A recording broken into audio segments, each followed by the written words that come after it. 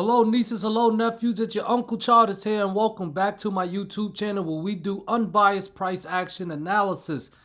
We had FOMC today. Feds are still raising rates. All right, rate hike was 0.25 increase today, came in as expected. They're still raising rates and market didn't really like it that much, okay? So as far as the volatility, it wasn't as impressive as I thought it would be. And when I say that, I'm comparing it to previous FOMC days. We had other, past FOMC days, we had much bigger moves. But hey, we had some tradable moves, level to level style, in my opinion. Here's a 15-minute chart. The plan was to watch out for that initial reaction. The initial reaction is usually the fake one. And at 2 p.m., the initial reaction we had was a pop to the upside. It wasn't much of a pop. All right, it was lingering around the 412 level when the news dropped. And it popped to 413.5. But that was something I definitely noticed was the initial reaction was a pop to the upside. Okay, now I wrote on my Discord here in the I got the SPY update room. I wrote here at 2:25 p.m. Okay, now this was after we got the initial reaction. It was chopping for a little bit. Okay, it was chopping, broke down 412 on the smaller time frame, kept bouncing off the 410 level. But I wrote here in the Discord, Paul should be speaking in 5 minutes or so. All right, I was at 2:25. Support is at 412 and resistance at 413.5. Watch for the setup and stay reactive, level to level style. Okay, that was the plan of before Powell started speaking. So basically, I was watching that 413.5 resistance and was watching the 412 support.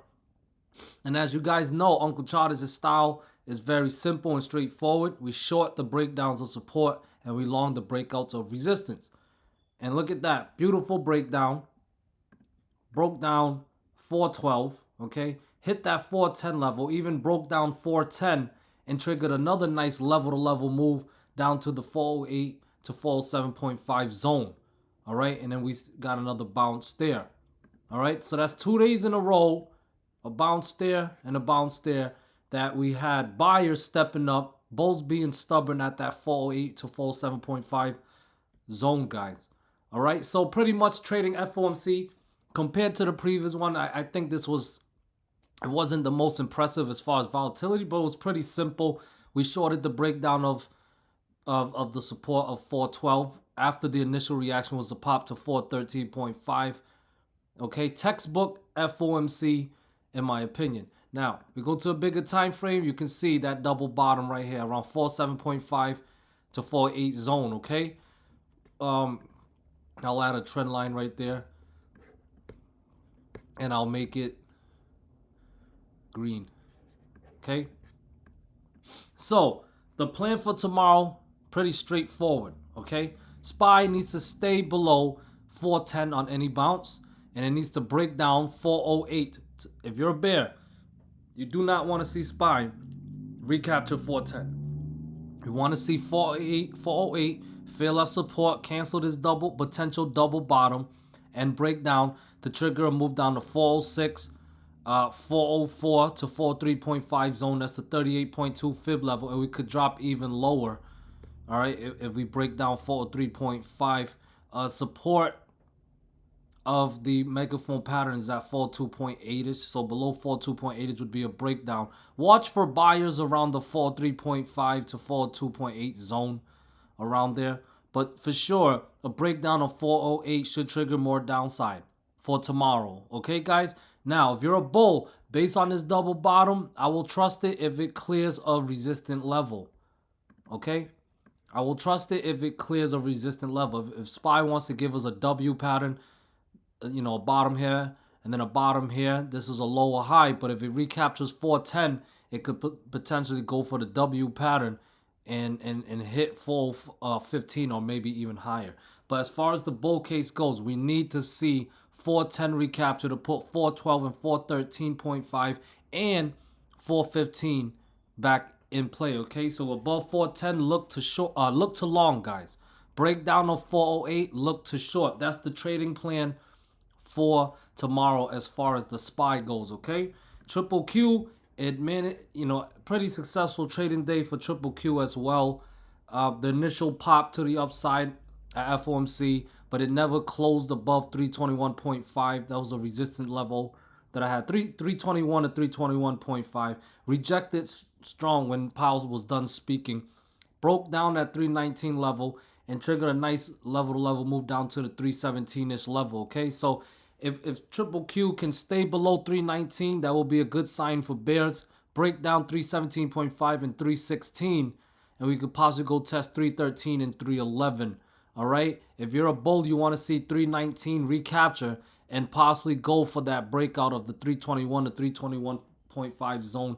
Bulls are still having a hard time clearing this level, but maybe with a recapture of 319 and a potential double bottom here, maybe it can finally go for it. All right. So above 319, look to long.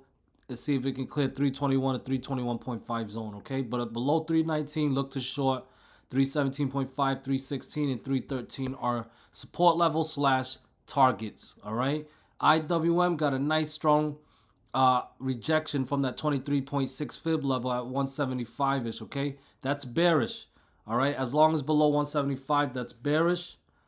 Breakdown of 172.5 would trigger more downside of 170 and 167.5-ish. All right. Can't get bullish unless we get above 175 to start and clear 176. That'll be a breakout of this green trend line. All right. Tesla's still overall chopping, but still getting rejection from that 165 to 165.5 zone. All right. We just need, that bears are playing defense of a critical resistant level, but we need to see follow through. We need to play some offense. Breakdown of 159 and 157 should trigger more downside. Look to short if it does. All right, targets will be 156, 152.2, 150, 148, and the gap fill at 144 to 146 zone. All right, I can't get bullish on Tesla until we can clear 165.5. If we do, look to long with 170, 173.5, 176, and gap fill at 180-ish in play, okay? Apple getting some selling pressure here. Big day for Apple tomorrow. Got earnings. Be very careful. But definitely watch the price action. If we break down 167 tomorrow, that'll be very bullish. If we break down 167 tomorrow, that'll be very bearish for Apple. All right, that'll be a breakdown of this purple trend line that kept Apple in an uptrend all year this year. So we break down 167. Maybe bears can finally take back some control here. Look to short below 167. All right, and that will put 164.5. 162 and gap fill at 158-ish in play. Okay, can't get bullish unless we get a bounce for 167. I'll trust the bounce, but it needs to clear 170 actually. All right, there's minor resistance at 168.7. All right, so if it bounced at 167, you can try longing above 168.7, targeting 170 and gap fill at 171.5. All right, but watch out. We got earnings tomorrow. Apple is a market moving stock. Definitely keep an eye on Apple. Follow the levels. Let the price action guide you. Here's DXY. The dollar is dying.